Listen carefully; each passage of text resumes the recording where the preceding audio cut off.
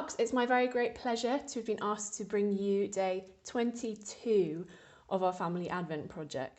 It's a very, as everybody keeps saying, different kind of Christmas this year, isn't it?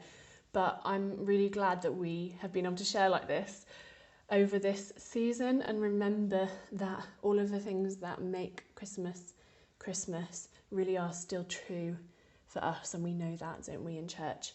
You might notice that I don't, in this house, have any of those small, adorable, slightly unpredictable little people that the other videos have had in them. But I have a solution. So another part of our church family is St. Philip's. And earlier, here's one I prepared earlier, I asked Lana, Chelsea, Faith and Junior, who are one household, to help me with the reading. I'm Lana and I'm reading Luke chapter 1. The birth of Jesus is promised. In the 6th month after Elizabeth had become pregnant, God sent the angel Gabriel to Nazareth, a town in Galilee. He was sent to a virgin. The girl was engaged to a man named Joseph. He came from the family line of David. The virgin's name was Mary. The angel greeted her and said, "The Lord has blessed you in a special way. He is with you." Mary was very upset because of his words. She wondered what kind of greeting this could be. But the angel said to her, "Do not be afraid, Mary. God is very pleased with you. You will become pregnant and give birth to a son. You must call him Jesus. He will be great and will be called the Son of Most High God. The Lord will make him a king like his father David of long ago. The Son of the Most High God will rule forever over his people. They are from the family line of Jacob. That kingdom will never end." "How can this happen?" Mary asked the angel. "I am a virgin." The angel answered, "The Holy Spirit will come to you. The power of the Most High God will cover you. So the Holy One that is born will be called the Son of God. Your relative Elizabeth will have a child, even though she is old. People thought she could never have children, but she has been pregnant for 6 months now. That's because what God says will always come true." I just absolutely love that passage in just everything that we see in the way that the living God interacts with Mary and this decision that she's given. She is a teenage girl, isn't she, with plans for her life, engaged to be married, so she probably has some idea of how she thinks things are going to go. But at the same time, lots of things are going on around her. In just a few months, the government will make decisions that will impact everybody in the country, including her, and she'll be with her husband trying to find a place to stay, not being able to, feeling very alone.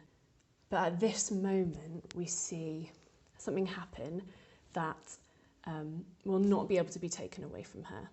The living God is going to come and dwell with humanity. He's going to come in a very intimate way and live within her. She has this chance to have this historic moment that people have been waiting for thousands of years happen through her, the living God dwelling in her body, literally. And it's this huge privilege, but it requires just amazing surrender from her, doesn't it? Of, I had these plans for my life, but you want to use me in this moment that will change history, that will open me up to the life of the living God and help others as well. She had to trust the Lord. She really had to trust the Lord. But she did it in a heartbeat by the end of the passage, didn't she? May it be to me as you have said. And I think that's something that we all have to say this year, isn't it, to the Lord? May it be to me as you have said. I had my plans for my life. I still have my plans for my life. But you are doing something bigger here. You are building a church where people can know the living God, where people can be close through Jesus to God. So close, closer than our skin to Jesus Christ.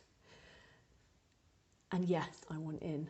And then once we have made that decision though, what a comfort that all the things that happened to Mary then in the coming months, all those like upheavals and decisions governments would make around her, that couldn't be taken away from her. The Holy One of Israel was with her, in her, so close to her, closer than anyone ever could be.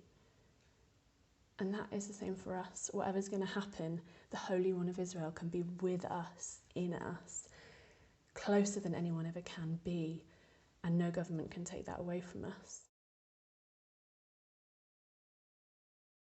My favourite thing about Christmas is how you spent with family. What I like about Christmas is the food. You ever get to spend time with my family and all around when people. I like Elton. I love coming together, meeting up with everybody, feeling that the Holy Spirit is sharing the love and My favourite thing about Christmas is, of course, remembering that Jesus was born and came to save us, and we can share this happiness with our families and friends.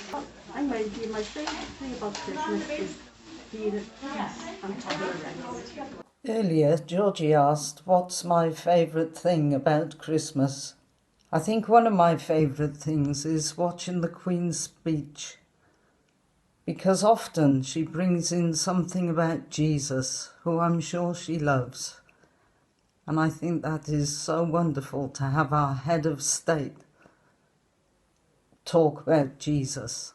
My favourite thing about Christmas is that it shows that the living God does not want to keep us at arm's length in any way.